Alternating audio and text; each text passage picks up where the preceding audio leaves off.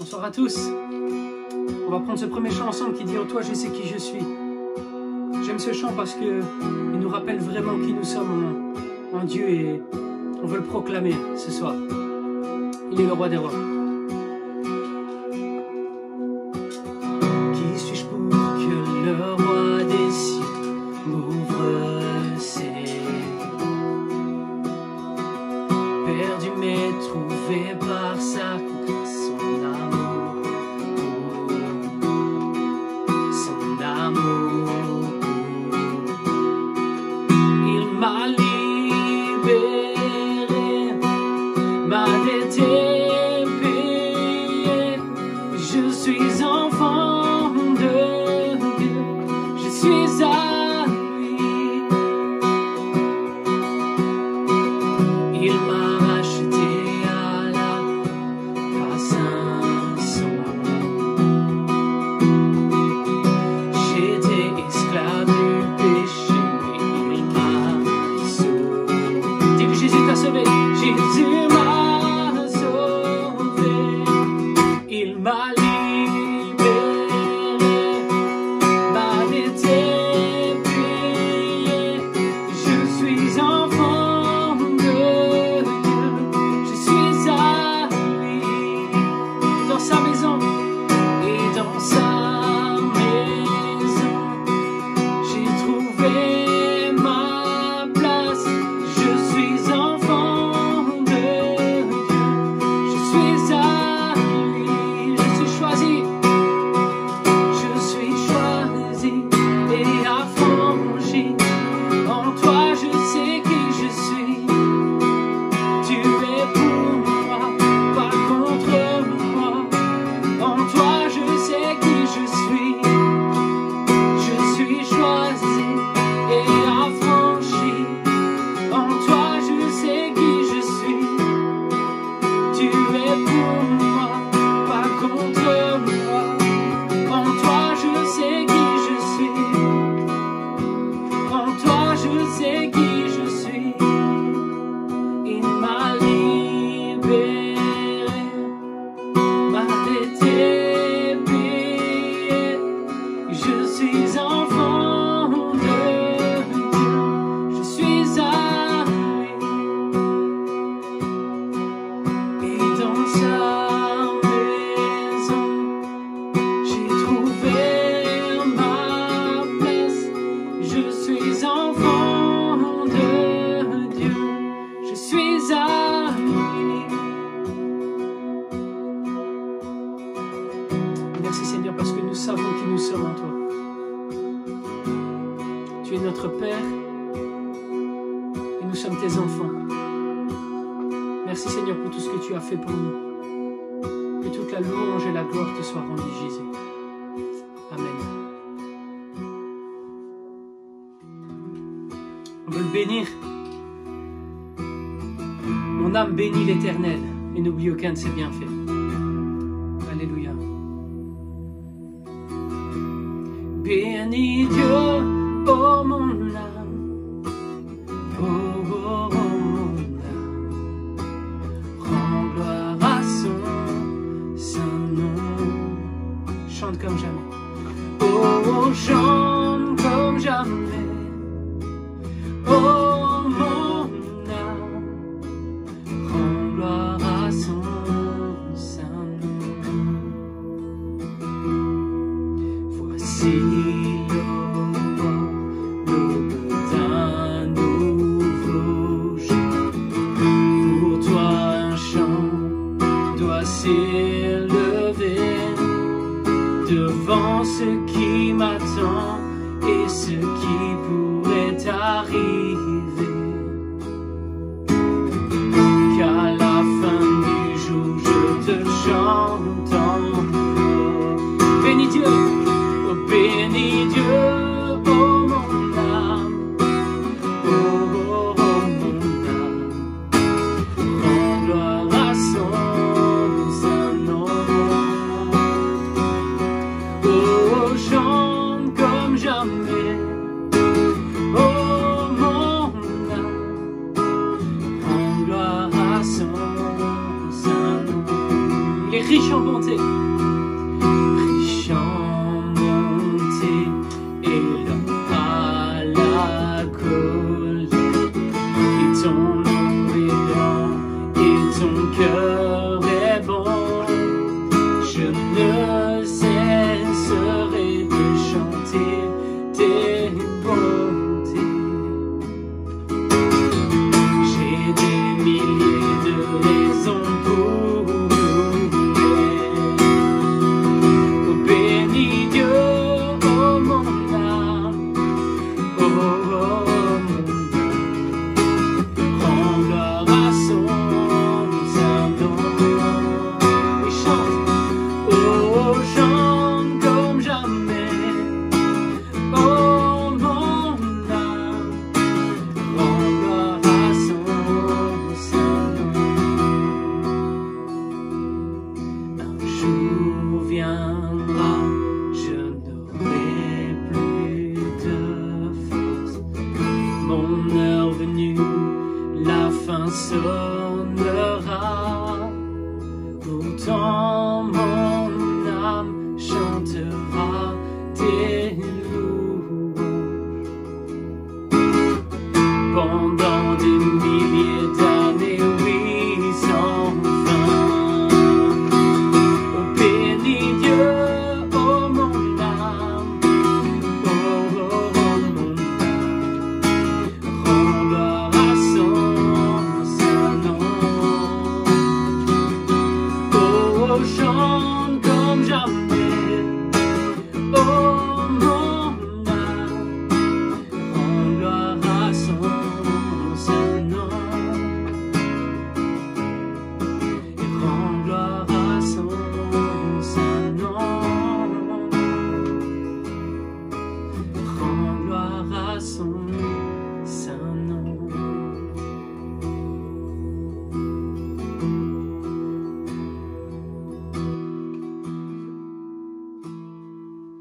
Le roi dans sa beauté, vêtu de majesté, la terre est dans la joie, la terre est dans la joie, et sa gloire resplendit. L'obscurité s'enfuit au son de sa voix, au son de sa voix. Et combien Dieu est grand, chantons-le combien Dieu est grand, et tous verront combien, et combien Dieu est grand.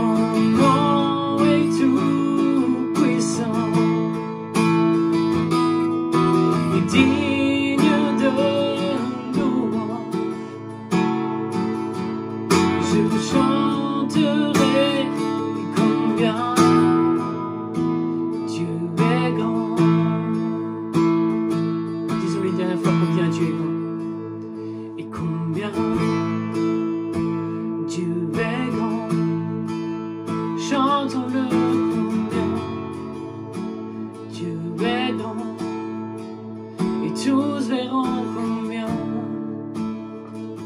et combien Dieu est grand.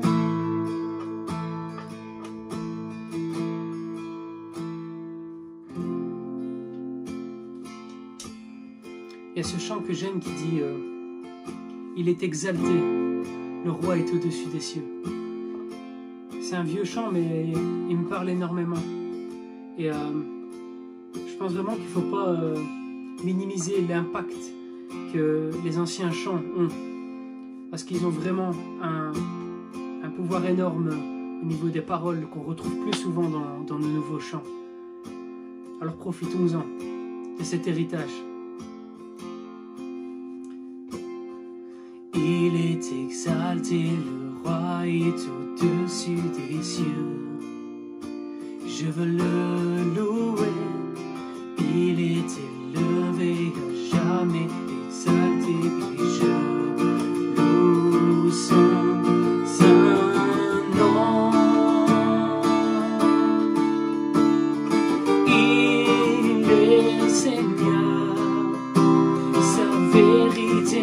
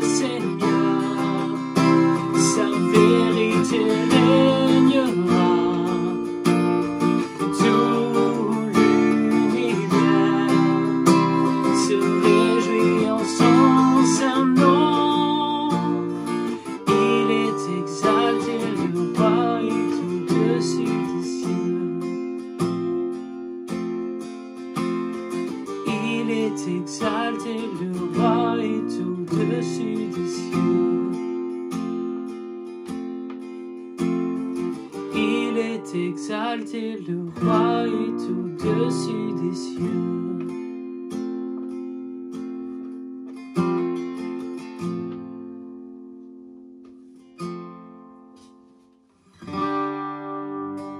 J'aimerais terminer ce moment de louange avec ce chant qui dit oui, nous voulons être un peuple embrasé, de Samuel Olivier. J'aime cette première phrase, vraiment, qui dit « Nous voulons être un peuple embrasé, l'église que le cœur de Dieu attend. » Même si on ne se voit pas, même si on n'est pas réunis dans un endroit, on veut continuer à être l'église que Dieu attend de nous. Et avoir un impact, vraiment.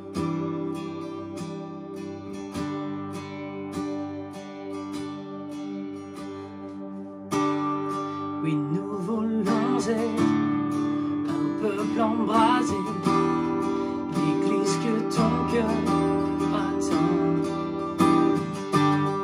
Viens briser nos chaînes, détruis notre orgueil.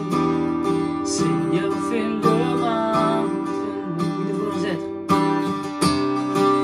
Nous voulons être un peuple embrasé, l'église que ton cœur attend. Viens briser nos chaînes, détruis notre orgueil. Seigneur, fais-le maintenant. Notre Père plein de bonté, nos cœurs à toi s'abandonnent. Et pour ce monde que tu as tant aimé, Seigneur, voici nos couronnes.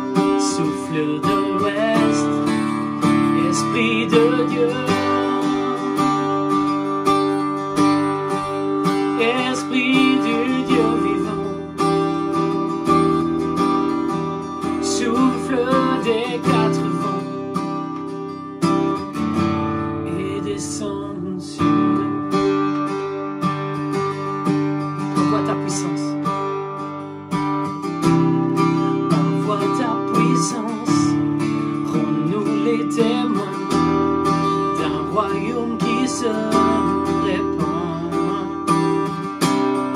Fais brûler nos dieux, sein d'éternel, comme un phare dans l'océan. On voit ta puissance, on voit ta puissance.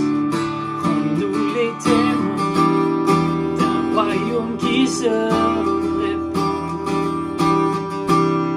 Fais brûler nos cœurs au sein d'éternel, comme un phare dans l'océan. Notre Père plein de bonté, Dieu de tendresse et de grâce, et pour ce monde que tu as tant aimé, fais briller sur nous ta face. Esprit de Dieu, Esprit du Dieu vivant, souffle du nord, souffle du sud, souffle de l'est, souffle de l'ouest.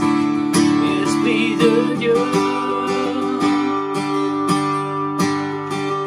Esprit du Dieu vivant,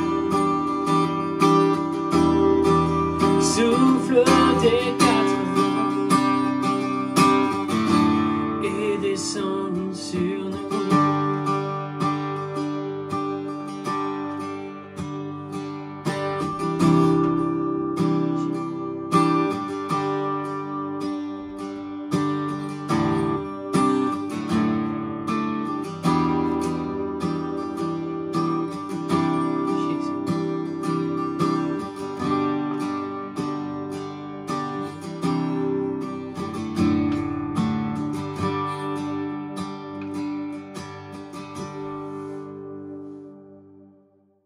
Merci Daniel pour ce temps de louange où tu nous as conduits dans la présence de Dieu, et c'est tellement important de se retrouver ensemble pour louer Dieu, même si c'est de façon virtuelle, mais de se connecter ensemble en tant qu'Église pour louer et adorer Dieu. Les temps que nous vivons aujourd'hui m'ont inspiré la méditation de ce soir. Je ne sais pas si vous avez pu constater comme moi, mais actuellement il y a énormément d'experts sur le coronavirus, il y a énormément d'experts sur comment réaliser le déconfinement ou le confinement, le retour au confinement. Il y a énormément d'experts pour dire comment rentrer dans les établissements scolaires pour à nouveau remettre les enfants dans la scolarité. Il y a énormément de spécialistes. Je dirais qu'en Belgique, il y a 10 millions de spécialistes par rapport au déconfinement, par rapport à sortir de la crise du Covid. Et tout cela m'inspire la méditation de ce soir. Il y a énormément de spécialistes aujourd'hui.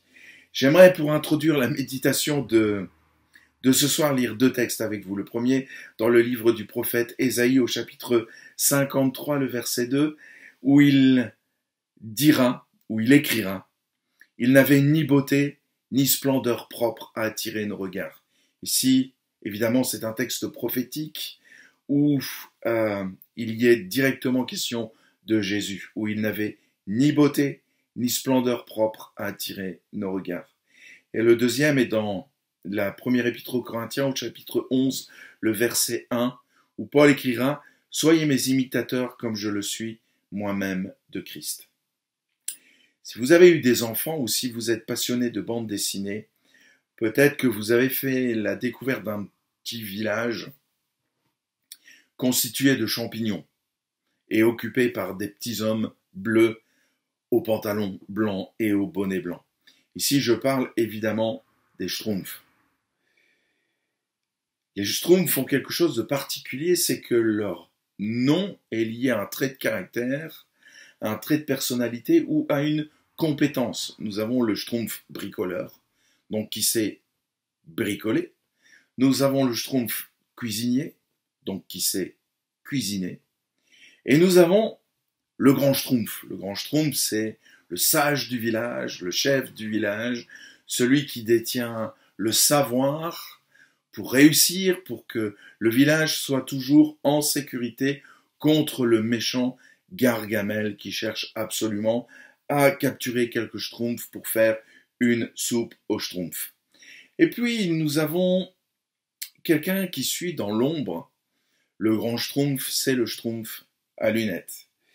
Le schtroumpf à lunettes se permet toujours d'intervenir après le grand schtroumpf, comme si que ce grand sage n'avait pas tout dit. Et il faut absolument que le schtroumpf à lunettes se permette d'ajouter quelque chose, parce qu'il manque quelque chose aux informations que le grand schtroumpf a communiquées.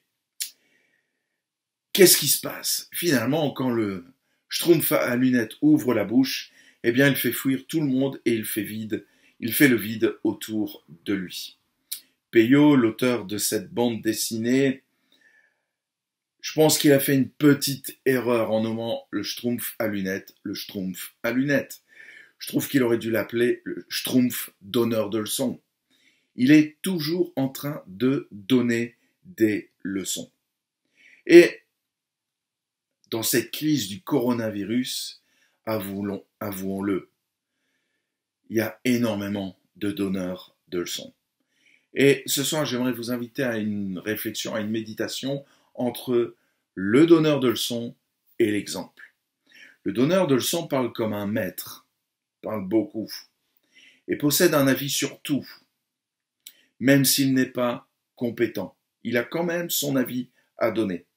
Ses phrases favorites sont « Je te l'avais dit »,« Je le savais »,« À mon avis »,« Moi, je ». Des phrases qui vont commencer par « Moi, je ferai »,« Moi, je me comporterai »,« Moi, je dirai ». Donc derrière, quelque part parfois, ce qui semble être un conseil, c'est plutôt donneur de leçons. C'est plutôt être comme un donneur de leçons plutôt qu'être comme un conseiller. Le donneur de leçons se présente comme un juge moralisateur. Je te l'avais dit. Je te l'avais dit. Il est prêt à dégainer sur tout ce qui lui semble être hors norme, ce qui sort de sa norme. Il vous tombe dessus à la moindre occasion. Le donneur de leçons a la fâcheuse habitude de faire ressentir qu'il est au-dessus de la mêlée. Il est au-dessus de la mêlée parce que lui sait. Vous ne savez pas, mais lui sait. Ouf, il a un pseudo-savoir. Il pense savoir, mais il le sait quand même. Donc il va donner sa leçon. Il se croit supérieur aux autres. Le donneur de leçons fait souvent le vide autour de lui et son cercle de relations est très restreint. Je pense que si vous n'avez pas beaucoup d'amis, soit que vous êtes un solitaire et vous n'en souffrez pas, mais il y a des gens qui n'ont pas beaucoup d'amis, qui n'ont pas beaucoup de relations, parce que ce sont des donneurs de leçons. Et ils ont fait le vide autour d'eux, parce que ce sont des donneurs de leçons. Avouons-le, trop souvent, nous nous présentons en tant que chrétiens comme des donneurs de leçons. Nous jugeons, nous dégainons notre moralité qui peut être élastique selon les personnes, selon les situations. Une moralité qui est trop basée sur la perception des situations plutôt que sur la parole de Dieu. Et puis nous nous surprenons de voir que les églises se vident et que nos églises attirent si peu de monde. Comment nos églises peuvent-elles attirer du monde si les personnes qui se présentent à nous se sentent jugées et au lieu de se sentir aimées, se sentent condamnées, se sentent tout de suite accablées par une leçon qui va les écraser plutôt que de les relever. Reconnaissons que parfois, souvent, nous sommes des schtroumpfs à lunettes, nous considérant comme supérieurs aux autres, car nous nous disons chrétiens. Et oui, je pense que souvent, en tant que chrétiens, on se croit au-dessus de la mêlée parce qu'on a de la moralité, parce qu'on se croit meilleur que les autres. Et alors on se présente comme un donneur de leçons.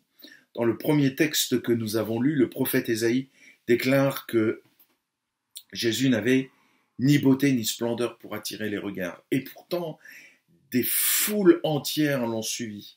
Pourquoi les foules entières l'ont suivi alors qu'il n'avait ni beauté, ni éclat, ni splendeur pour attirer les regards, et des foules entières le suivaient. Pourquoi? Parce que Jésus n'était pas un donneur de leçons. Jésus est l'exemple.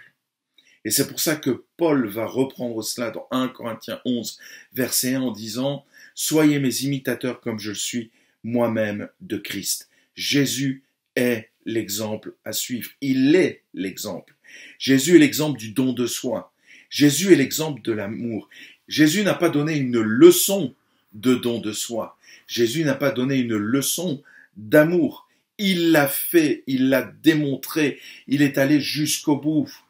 Lorsqu'il a dit il n'y a pas de plus grand amour que de donner sa vie pour ses amis, c'est ce qu'il a fait, il l'a démontré, il s'est donné, il s'est offert sur la croix pour le pardon d'un grand nombre. Il est l'exemple du pardon.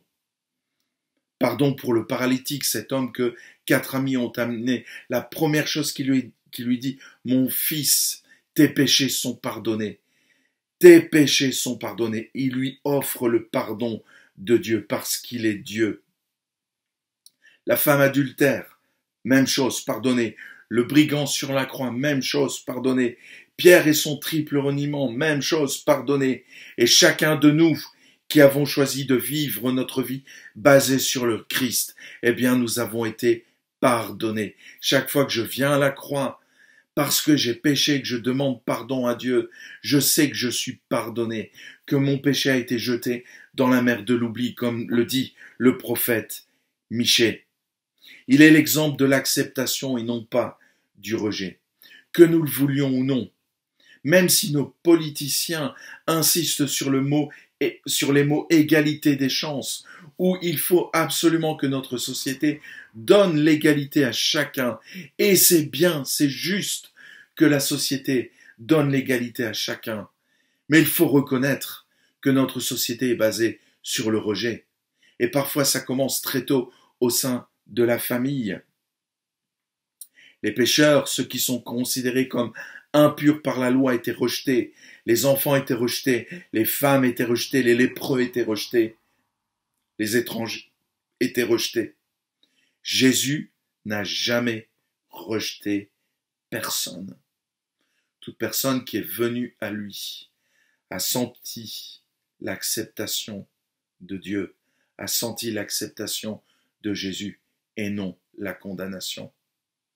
À la femme adultère, il dira « Où sont ceux qui te condamnent ?»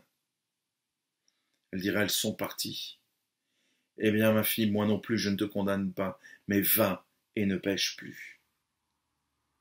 Jésus n'a jamais rejeté personne et j'aimerais vous dire ce soir, comme Jésus l'a dit, « Venez à moi vous qui êtes fatigués et je vous donnerai du repos. » Disait Jésus, venez à Jésus. Jésus est l'exemple de la compassion. Jésus a pleuré face à la détresse humaine. Il va être ému de compassion lorsqu'il va voir ces foules sans berger, sans personne pour les guider spirituellement. Il va être ému, il est ému face à la souffrance des autres, il sait pleurer. C'est pas de la pitié. La pitié, elle vient, elle s'en va selon les informations. Il suffit qu'on voit des images à la télévision choquantes pour que de la pitié monte en nous. Mais qu'est-ce que ça va changer? Qu'est-ce que ça va changer? Rien. La compassion, c'est la passion qui me pousse à agir en faveur de quelqu'un. Jésus est ému de compassion, ses entrailles vibrent et tout cela le pousse à agir en faveur des personnes qui sont dans la souffrance. Il ressentait la souffrance de l'autre, ce qui l'amène à agir en sa faveur. Il est l'exemple de la joie. J'aime imaginer Jésus vivre dans notre époque. Je crois que quand les enfants sont venus vers Jésus, je pense s'il avait vécu à notre époque, il aurait pris un ballon de foot, il aurait joué avec les enfants, il aurait pris du temps avec les enfants. S'il était dans la maison où il y avait des enfants de notre époque et qu'il y a une console de jeu, peut-être qu'il aurait joué avec eux. Jésus était rempli de joie, Jésus rayonnait de joie. Ne dit-il pas « Demandez et vous recevrez afin que votre joie soit parfaite ». Jésus était l'exemple de la joie. Jésus rayonnait de joie. Rien de forcé dans sa nature. Il est l'exemple de l'autorité. Jésus ne parle pas dans le vide. Combien de fois nous pouvons parler dans le vide, même en tant que pasteur? Quand il parle, sa parole s'accomplit. Ce qu'il dit, sa main l'accomplit.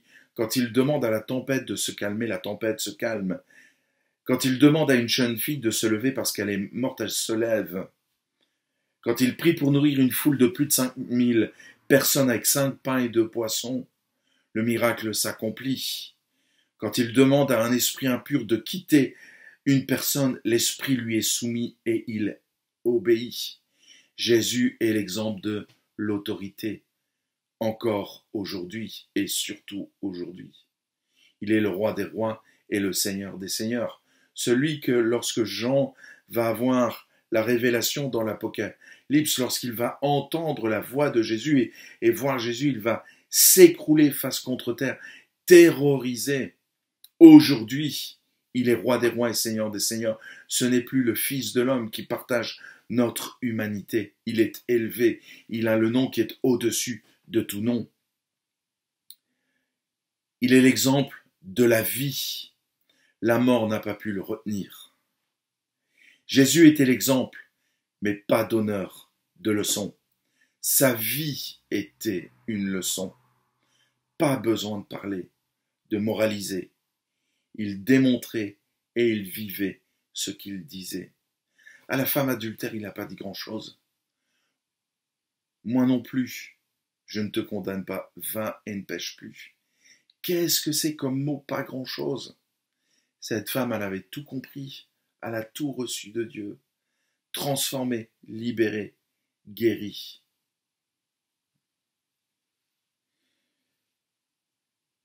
Il démontrait et il vivait ce qu'il disait. Sauf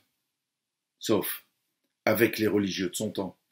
Les religieux de son temps se considéraient comme les gardiens de l'orthodoxie, donc de la foi juste, et de l'orthopraxie, donc les comportements justes.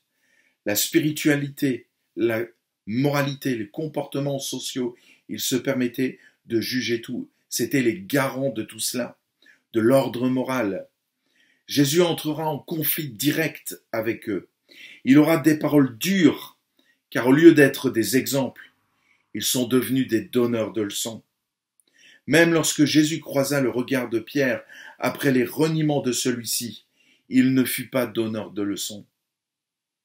Si j'avais été à la place de Jésus, me connaissant avec mon caractère, lorsque j'aurais été sur la plage avec Pierre, seul à seul, je lui aurais dit « Qu'est-ce que je t'avais dit ? Qu'est-ce que je t'avais dit, Pierre ?» Je me serais comporté comme ça, me connaissant. Jésus n'a pas donné de leçon.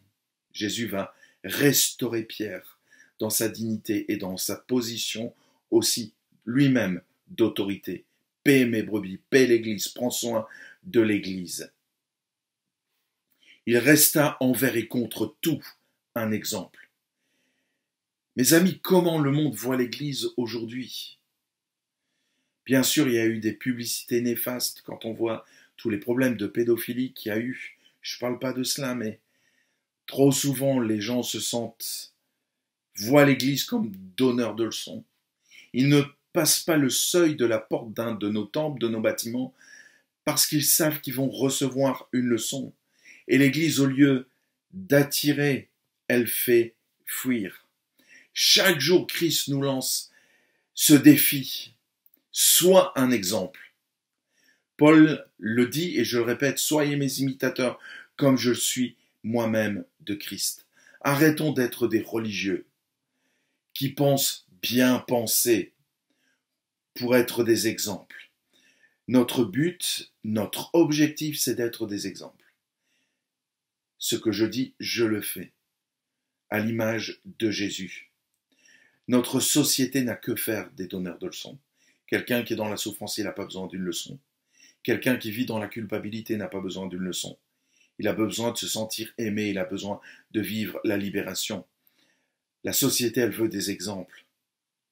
Pourquoi l'histoire retient le nom de de personnes qui ont fait de grandes œuvres, parce que ces personnes ont été des exemples. Je pense à Martin Luther King, cet homme qui a donné sa vie pour l'égalité des droits aux États-Unis entre noirs et blancs, pour que les Américains, qu'ils soient d'origine afro-américaine ou blancs, aient les mêmes droits. Il est mort pour cette cause. Mais l'histoire retient son nom. Ça n'a pas été un donneur de leçons, ça a été un exemple. L'histoire retient les exemples. Cela demande un engagement de ma personne. Cela implique de me donner, de ne pas calculer et d'accepter l'autre pour que je me fasse proche de lui. Mais mes amis, quelle bénédiction à la clé. Jésus va se donner sur la croix. Il voit la multitude de personnes qui vont être réconciliées avec Dieu au fil du temps, au fil des siècles, au fil des générations. C'est cela qui l'a maintenu sur la croix, c'est pas les clous, c'est son amour pour l'humanité. Quel exemple, mes amis, pas d'honneur de leçon. Et la bénédiction d'être un exemple, c'est que je vais gagner l'autre par mon exemple. Si je suis un donneur de leçons et puis qu'une personne vient, à son tour, je vais en faire un donneur de leçons. Un disciple qui est donneur de leçons va faire un donneur de leçons, un légaliste. Un légaliste. Que Dieu nous aide à être des exemples plutôt que des donneurs de leçons. Alors je vous bénis mes amis et soyons tous ensemble des exemples et pas des donneurs de leçons. Pas de schtroumpf à lunettes même si nous portons des lunettes, mais s'il vous plaît, arrêtons d'être des donneurs de leçons et soyons des exemples, des modèles, en compassion, en joie, en autorité, en don de soi et en amour. Alors soyez bénis. On prie ensemble. Seigneur, merci parce que tu as été l'exemple par excellence. Tout ce que tu as dit, tu l'as accompli. Tu aurais pu fuir, mais tu n'as pas fui. Tu aurais pu, dans le jardin de Gethsémane, prendre la fuite, mais tu n'as pas fui parce que tu as voulu être un exemple jusqu'au bout, même sur la croix. Tu as voulu être un exemple, faire la différence même sur la croix. Alors que tous les suppliciés maudissaient leur bourreau, toi tu vas bénir la foule qui est là, qui est témoin. Tu vas la bénir. Et tu vas dire, Père, pardonne-leur car ils ne savent pas ce qu'ils font. Parce que tu veux faire la différence dans l'exemple. Rien à voir avec le stoïcisme. Tu veux être un exemple jusqu'au bout. Seigneur, aide-nous à être des exemples. Libère-nous d'un esprit de supériorité pour nous mettre au niveau, comme toi tu le faisais, du pécheur, pour le relever, parce que tu es venu pour relever le faible et tu as donné comme mission à l'Église de relever le faible. Alors aide-nous à nous débarrasser de cette mentalité qui nous colle à la peau, d'être des donneurs de leçons pour être des exemples. Merci Jésus, que ton esprit agisse en nous. Que ton esprit transforme nos vies, nos mentalités, nos caractères, pour être libres en toutes choses. Amen. Amen. Soyez bénis. Et à bientôt. Soit sur Facebook, soit sur YouTube, soit dans nos lieux de culte. Vivement que nous puissions aussi nous retrouver pour nous partager. Bien sûr, ce sera pas encore les grandes étreintes, mais au moins se voir, se saluer par la grâce de Dieu. À très bientôt et soyez bénis.